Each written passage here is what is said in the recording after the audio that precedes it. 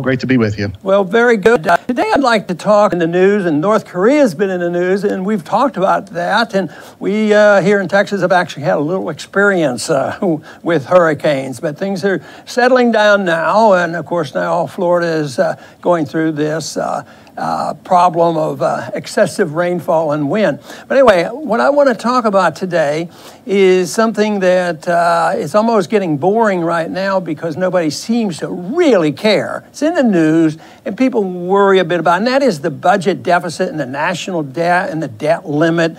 And a big surprise last week, the Republican leaders got caught off guard because all of a sudden, Pelosi went to the White House and made a deal with the president outside of the knowledge of the Republican leaders in the House and Senate, which is a bit different. And it more or less trapped the Republican leadership and the Republicans in both House and the Senate to, go along with the Democrats. And the Democrats, they all voted for it because it was their deal. And but the significance of all this is another story. What is the long term on this? So I'm sure you have an idea or a concept about exactly what's going on here with this debt, because I can't see any real benefits except on the short run, a political advantage for some people. But on the long run, if you care about our future, I think it's all negative. Yes, I agree. And as you wrote in your weekly column today, you quoted Rahm Emanuel, who said, "Never let a crisis go to waste." And we just had two big hurricanes, and they are capitalizing on this crisis, literally, with $15 billion that they don't have for Hurricane Harvey. And as you also point out constantly, it's bipartisan. Both parties are for it. When it's increasing any type of government power, all the fighting stops, and they'll help each other out. So, with regards to the debt ceiling, Dr. Paul, was it really ever a ceiling to begin with? Because it's been raised about 100 times already. No. So the ceiling is fake, but the debt is very real. So can you talk about what, if you could talk about, because there's talk of actually repealing that ceiling altogether. What significance would that have, Dr. Paul? Well, I think it's very significant. They've suspended the debt ceiling for 90 days. This is all a 90-day deal. But Trump wants to get rid of this restraint, on spending. It would be easy to run the government, because I'm sure he didn't have a limit on what he could borrow in the empire, that his financial real estate empire, which was probably a lot more legitimate than the borrowing government. But anyway, he was not hamstrung by an artificial rule. But governments are supposed to be a little bit different, and the purpose of the limit was to restrain government. But it never really worked that way. It was a political football. It always gets raised, and always this threat at the end. We're going to default. We're not going to pay the interest on our national debt, which is a bunch of baloney. We default constantly. We just print more money and pass it out. So that's just a gimmick. And even if it were some restraints placed on this, you could also, pick priorities. Maybe not hold one payment off, and if you had to pay the interest on the debt to keep the credit out, fine. But the system we have now, even the one that exists right now, meant that they always could assume that the debt limit would be raised, and it was a political gimmick. It was the responsibility of the party in power. This time, there's a lot more confusion. It was the responsibility of who's going to develop a coalition with the deal maker in the presidency, and it turns out it was the liberal Democrats, which is rather ironic. And some people, even the conservatives, said, well, don't be too surprised. I mean, government had to do something. But like Rahm Emanuel said, in the midst of a crisis, you can't argue with this. One thing I found interesting was an individual that voted against this, Mac Thornberry, who's not a conservative. He's a big government person, but what he really loves is military government, military spending. So he voted against it because in this 90-day period, the government can keep borrowing money and all, but they have to live up to the appropriations and authorizations that have been previously passed. And he said just holding its own is a threat to our national security because they're not getting these hundreds of billions of dollars. And on principle, he was voting against it because it was suggesting maybe too much limitation. That is quite a bit different, and I'm sure you're very much aware of it, Chris. On what I want to do is, work out a system where you cut a lot of money elsewhere, you pay some of your debt down, and some of the emergencies, it's sort of, you have empathy for them because we've messed it up too much. So this is the opposite. They want no limits whatsoever, and I keep thinking, there's no limits on printing money, so now they don't want any even suggested psychological, political limits on spending money, and why should you have them? You have no limits on spending, no limits on printing money. The whole thing is there's lots of limits on helping the poor and the middle class and the people who have lost out in this type of organization. And all of a sudden we have a system where you have many, many people not holding jobs. The labor participation rate is high. At the same time, the one percenters get wealthier and wealthier. It's not a very good system.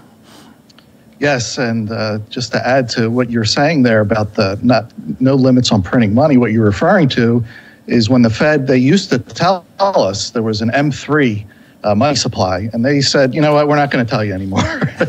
We're just going to print the money, and we're not going to let you look at how much we're creating. And there's also no audits, no audit of the Fed. We don't know who they're helping. Are they foreigners? Are they American banks? I mean, we can guess, but we have no idea, and they don't want anybody to know. They don't want any debt ceilings. When it comes to foreign policy, the president says he's not going to tell us what he's going to do, when he's going to do it. We'll see. Right. So we can't know. Forget about the enemies can't know. They're supposed to be working for us, and we can't know what they're doing. Right. So is this a move for more raw and unchecked power, Dr. Paul? Absolutely. That's the way it's going, and that will be the check. Eventually, it collapses because it doesn't work any longer. Just like the reference I make to the collapse of the Soviet system. But you bring up the subject of M3. I remember when that happened, probably 15 years ago, would be my guess, and I was complaining about it. At least we need to see the measurement, what you're doing. And when I quizzed it, the Federal Reserve responded that it was too expensive to keep the details. Pass that out on that. That was just hilarious. I mean, they have unlimited ability to create money and run up debt and take care of all the debt of the whole Congress in the world, but they couldn't afford, to report M3. The other thing that is unlimited is the unlimited ability of the Pentagon to spend money. There are black budgets and everything else, but they don't ever get audited. Nobody even knows what's going on with them, and all they do is they ask for more. They're in the Thornberry's camp. Don't do anything to suggest any limitation. We have a world to take care of. We have our national security interests, and we have to be involved. Don't cut a nickel out of this. And this is why this is not a budgetary argument. This is why it's much different than a budgetary argument. Something I talk about all the time, and that has to do with this is a philosophic argument. This is not a tactical argument about how you spend here and a management problem, making deals and all that. That is so far removed from what is necessary. The ultimate question that has to be answered, and we're going to be forced to answer. That's why I find this dangerous, but also very entertaining. They will be forced, the American people will be forced to ask the question and participate in the answer. And if you don't participate, that means you have given in. The question is, what should the role of government be? And right now, there is no one in Washington, and draining the swamp slogan did not even suggest that we will talk about the role of government. We will change the role of government. We will change the special interests and the details and what we're going to do and to build the coalitions and all this. But we're not going to ask, what is the purpose of government? Interventionism is alive and well. In this administration, this Congress, it grew incessantly from the whole time I was in Washington. It never slowed up. And under these circumstances that we're talking about today, we're limiting one pseudo limitation on it and say, no matter what, whether you we have a huge deficit. There's always an emergency. When you don't even have to wait very long. We had one hurricane after another. What will happen next week? There's going to be a need to invade North Korea or something. There's going to be something that will come up. There will always be an emergency, and so far they've been able to do exactly what they have done: work a deal, take care of everybody. Nobody gets cut. Nobody will be cut. We have a system that is on autopilot more so than ever before, but it still will be interesting to find out what happens in December, because there is a deadline there, and they will have to address this again. And maybe, who knows what will evolve on this coalition. Yes, let's talk about who pays the price for this now. And speaking of the swamp, we had our second annual conference near Washington, which was spectacular. And Washington we went out, had some great meals, shopping. On our way home, Dr. Paul, we stopped in Philadelphia. Me and my wife, we decided to walk through the streets, and it was the first time in years that we've done it. And boy, what a different story than from Washington. Places were boarded up. There were homeless on, I would say, every single street corner. And I even, for the first time in my life, he was maybe a 10-year-old boy come up and asking me for money. It was, I've never experienced a little boy come up and asking me for money. I've never experienced that in America.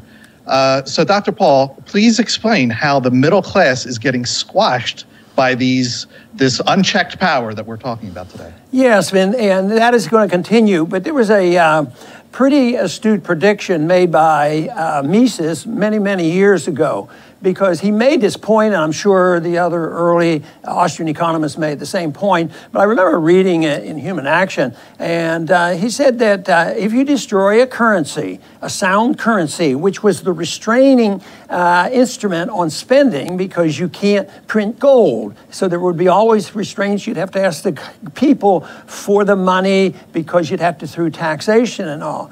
So, but he said, when you destroy a currency, you always destroy the middle class. And it keeps coming back to me, because you witnessed it, you saw it there. And getting the right image is pretty important. Now, Chris, if you look at the crowd that we had there, we had a select crowd and a lot of young people. I was delighted to see people there, and boy, were they with us. And we had a lot of talk about how unfair the government is to the people who tell the truth. Don't tell the truth, you can get in a lot of trouble. And that we heard some sad stories. So Washington, D.C., or the streets of Philadelphia, or inner cities of Detroit and Chicago, that isn't really America. The America that I like to think about will be at these crowds that I have seen at the universities, in spite of the image that universities are getting right now. But you can still find a nucleus, a remnant of people, some active individuals who are interested in trying to fix these problems. And it's a completely different story. If you go to a Mises function and all the college kids are there, and I mentioned in my talk the other day about how many professors have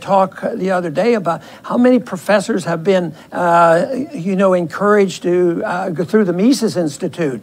Thousands, and then they have thousands and thousands of people they influence, and that is where the action is. So there is something going on in this country. In the 20s, everybody believed in capitalism and the gold standard, and even Roosevelt ran on that. At the same time, the universities were filled with the incoming influx of the progressive era professors, the socialists, and then communists and all. And they're still pretty much loaded with them, but there is a different type of infiltration now with more decent ideas, the ideas of liberty. And that's where we've had this tremendous refinement on the understanding of monetary policy and economic policy. So even though when you walk on the streets of Philadelphia, it might give you an incentive for us to work harder, but we have to look to the good side of it and what can happen. So I'm looking forward to some positive things that we hope we see come about here in the next decade or two. Yes, it was very encouraging. There were so many people coming up, shaking our hands, saying they love the Liberty Report and everything we're doing. And as much as we focus on the problems, and they have to be pointed out, there is a silver lining, and there is a remnant out there that, and you made a great point in your speech at the conference that, when the American revolutionaries were spreading the message of liberty, they weren't doing it in front of 100,000 people. They were doing it in small groups here and there. And we have the ability to do that today, especially with social media, to just get the message of liberty out there. And don't worry about who believes and who doesn't believe, but whatever they hear, they can't unhear. And whatever they see, if you make a video, they can't unsee it. It's in their mind forever.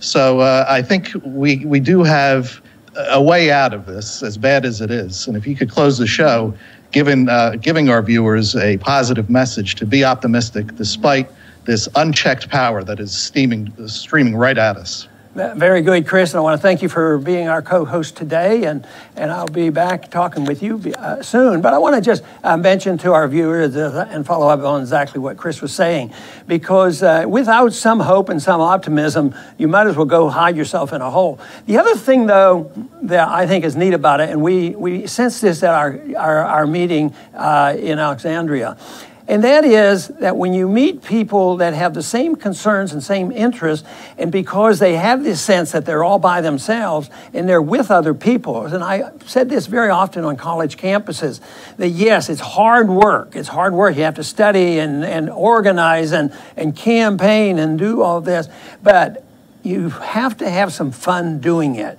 And it's fun associating with other individuals, but you do want to see success. And the whole thing is ideas do have consequences. It's the only thing really that counts. You couldn't have had our system deteriorate like it has recently without the progressivism and the philosophers and the teachers, from the beginning of the last century, who changed our foreign policy, who changed our monetary policy, gave us the Federal Reserve, changed our attitude about the income tax, taxing individuals. That's all part of that era, but it was ideological before it was practical in the mainstream. But you do have to get support from a large number of people to go along. But they'll go along. The majority goes along if they believe it's in their self-interest. Today, it's pretty difficult. It was mentioned at our meeting that I always voted against flood insurance in my district, and it was always getting flooded. But I think and it's not easy.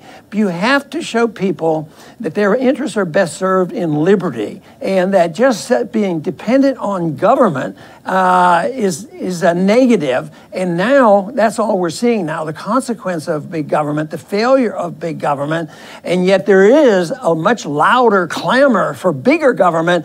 But the noise you hear in Washington and the support you get and the coalitions to come together with Republicans and Democrats and fight in these wars constantly, which make no sense, and continuing with the deficits. And of course, no matter what they say in Washington, they are going to cling to this whole principle of a central bank printing money at will, because it can't work any other way, because you can't tax people for all this and nobody's going to take the cuts. But the dollar will be devalued. It's doing that right now. This will end because the real wealth of the country is shrinking. But the whole effort has to be designed to get the maximum number of people that we can find to understand what it is to believe in personal liberty and why it's a God-given right to have a right to your life, a right to your liberty, and a right to use that as you see fit, even if you make mistakes. It's a wonderful system because obviously if you look at the record, there is no doubt the freer society, the more prosperous it has been, and the larger the middle class. I think that sounds like a pretty good idea to me. But I do want to thank everybody for tuning in today to the Liberty Report, and please come back soon.